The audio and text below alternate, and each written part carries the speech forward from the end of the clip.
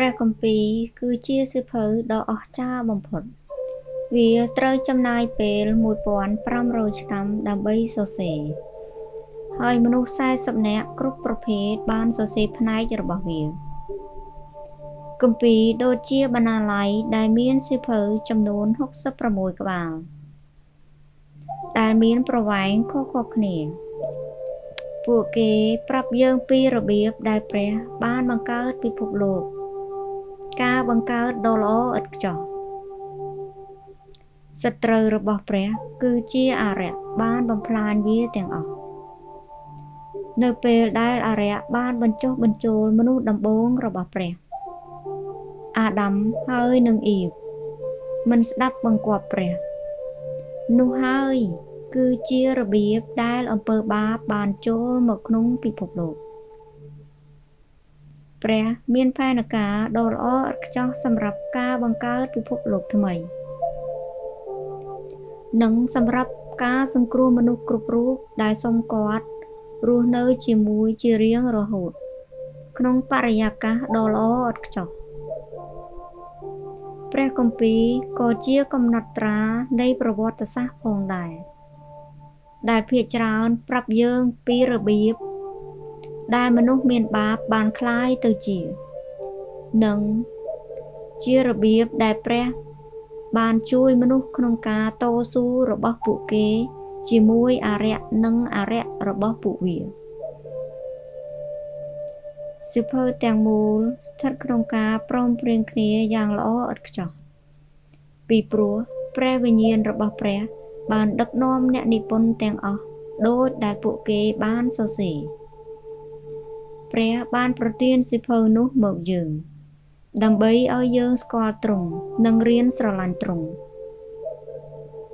ហើយយើងហៅវាថាព្រះបន្ទូលនៃព្រះ វាមានសារៈសំខាន់ខ្លាំងណាស់សម្រាប់គ្រិស្តបរិស័ទក្នុងការអានព្រះគម្ពីរ កាលណាយើងអានវាកាន់តែច្រើន យើងកាន់តែយល់អំពីព្រះ និងសេចក្តីស្រឡាញ់របស់ទ្រង់ចំពោះយើង មិនថាយើងអានប៉ុន្មានដងទេ វាតែងតែស្រស់ស្រាយនិងបង្ហាញអ្វីៗថ្មីៗជានិច្ច ការអានវាមានសារៈសំខាន់ដូចការញ៉ាំអាហារពេលព្រឹកដែរ ព្រះគម្ពីរត្រូវបានសរសេរជាភាសាអេប្រឺនិងភាសាក្រិក វាជាសៀវភៅដែលពេញនិយមបំផុតនៅលើពិភពលោក យើងនឹងឃើញនៅពេលក្រោយអំពីរបៀបដែលព្រះគម្ពីរត្រូវបានដាក់បញ្ចូលគ្នា និងរបៀបដែលអ្នកអានអាចរកឃើញផ្នែកផ្សេងៗគ្នា បើអាចអានហើយកុំចោះចាញ់ ដូចអ្វីដែលមានប្រយោជន៍ទាំងអស់ វាទាមទារឲ្យយើងមានក្រឹតវិន័យ ដើម្បីទទួលបានផលប្រយោជន៍ពិតប្រាកដ ព្រះដែលគង់នៅលើឋានសួគ៌ទ្រង់មិនមែនជាមនុស្សទេ ហើយក៏មិនមានរាងកាយជាមនុស្សដែរ ព្រះជាវិញ្ញាណដែលអាចផ្លាស់ទីគ្រប់ទីកន្លែងនៅក្នុងសកលលោក ទ្រង់អាចមើលឃើញគ្រប់យ៉ាង និងមនុស្សគ្រប់រូប ហើយទ្រង់មើលថែយើង ទ្រង់គឺជាអ្នកបង្កើតសកលលោក ហើយមនុស្សលោកទើបតែចាប់ផ្ដើមយល់តិចតួចអំពីប្រាជ្ញារបស់ទ្រង់ និងអំណាចរបស់ទ្រង់ ព្រះមានអំណាចគ្រប់យ៉ាង គ្មានអ្វីពិបាកពេកទេសម្រាប់ទ្រង់ ហើយព្រះស្រឡាញ់យើងដោយសេចក្តីស្រឡាញ់ដ៏អស់កលជានិច្ច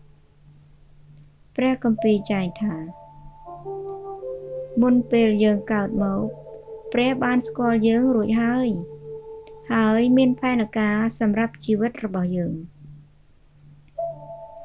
ក្នុងនាមជាគ្រិស្តបរិស័ទ យើងរៀនស្រឡាញ់ទ្រង់និងទុកចិត្តទ្រង់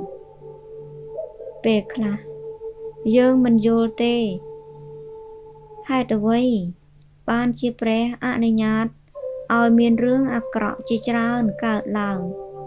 ប៉ុន្តែ ព្រះគម្ពីរប្រាប់យើងថា ព្រះមានបន្ទូលថា គំនិតរបស់ខ្ញុំ មិនមែនជាគំនិតរបស់អ្នកហើយក៏មិនមែនជាផ្លូវរបស់ខ្ញុំដែរ